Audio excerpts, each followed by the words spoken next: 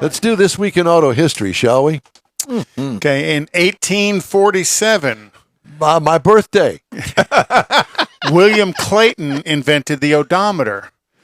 During his trip across the plains from Missouri to Utah, he was assigned to record the number of miles his group traveled each day. Clayton, with the help of a mathematician, tried counting the revolutions of a wagon wheel and computing the day's distance by multiplying that count times the wheel's circumference.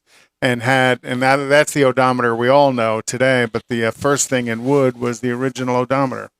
In 1916, Charles Kettering and Edward Deeds agreed to sell Dayton Engineering Laboratories Company, famously known as Delco, to General Motors, and William Durant purchased Delco for $9 million.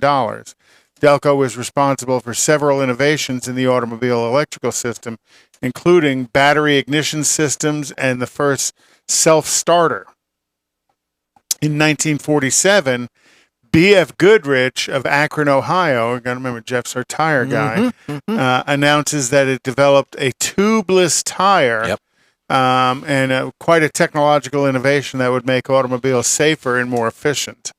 And then in 1958, during a goodwill trip through Latin America, Vice President Richard Mulhouse Nixon, driving his Cadillac, is attacked by an angry crowd of Venezuelans as he was driving through Caracas. The incident was a dramatic highlight of the trip, characterized by the Latin American anger over some of America's Cold War policies.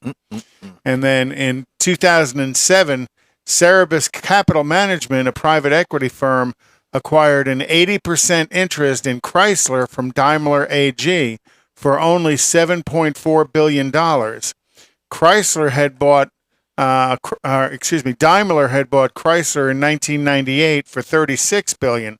So Cerebus got a heck of a deal on their money on about 30 cents on the dollar. What a nightmare that turned out to be, though. Oh. Yeah, well, and, you think the combination of cars that they built, the Chrysler 300 and the Charger were actually the brainchild of Mercedes or Daimler engineers. Well, those cars, okay. Yeah.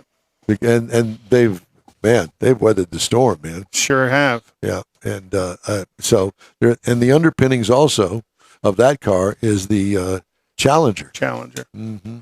The two-door been quite version. successful. Yep, very successful. Yeah, that's it.